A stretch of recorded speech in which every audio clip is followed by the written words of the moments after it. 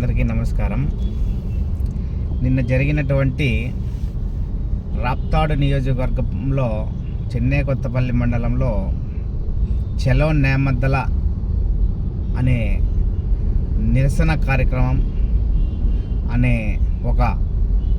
నీటి హక్కుల కోసం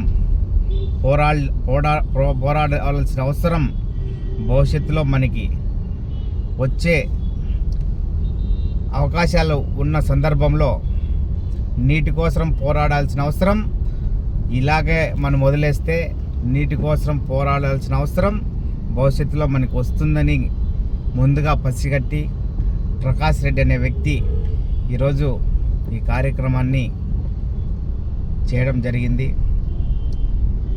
ప్రకాష్ రెడ్డి గారి పిలుపు మేరకు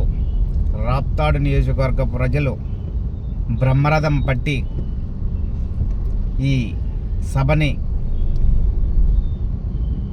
100% సక్సెస్ చేశారు అనేసి మాత్రం ఈ సందర్భంగా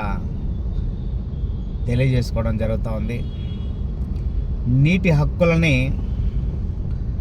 మన అనంతపురం జిల్లా రైతుల హక్కుల్ని కాలరాస్తూ చంద్రబాబు నాయుడు గారు చేస్తున్నటువంటి ఈ కార్యక్రమాలు చూస్తూ ఉంటే చాలా బాధాకరంగా ఉంది అనేసి మాత్రం ఈ సందర్భంగా తెలియజేసుకోవడం జరుగుతూ ఉంది. రైతులు ఈరోజు అనంతపురం జిల్లాలో రైతులు ఇబ్బంది పడుతున్న సందర్భంలో హంద్రీనివా కాలువ అనేది ఒక జీవామృతంలాగా పనిచేస్తూ ఉంది అనే విషయంలో ఎటువంటి సందేహము లేదు, ఎటువంటి ఆలోచన చేసే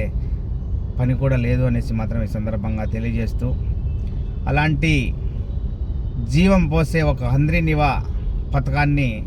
తూట్లు పొడుస్తూ గ్రౌండ్ వాటర్ తగ్గించే విధంగా, బోర్లు ఎండిపోయే విధంగా ఈ కూటమి ప్రభుత్వం తీసుకున్నటువంటి నిర్ణయాలు ఏవైతే ఉన్నాయో, హంద్రీనివా కాలువకి కాంక్రీట్ పనులు చేపించడం అయితేనేమి, కాంక్రీట్ వేయడం అయితేనేమి, అనంతపురం జిల్లాకు రావాల్సినటువంటి వాటాని తగ్గించి కుప్పం నీళ్లు తీసుకుపోయే కార్యక్రమం అయితేనేమి, ఇలాంటి కార్యక్రమాలన్నీ చూస్తూ ఉంటే చంద్రబాబు నాయుడు గారిని అడుగుతా ఉన్నా, అయ్యా చంద్రబాబు నాయుడు గారు, ఎందుకయ్యా నీకు ఈ అనంతపురపు ప్రజలపైన కానీ రైతులపైన కానీ ఎందుకు ఇంత కక్ష అనేసి మాత్రం ఈ సందర్భంగా చంద్రబాబు నాయుడు గారిని కూడా ప్రశ్నిస్తూ, నీకు కుప్పం ప్రజలపైన ప్రేమ ఉంటే టీఎంసీలు పెంచుకొని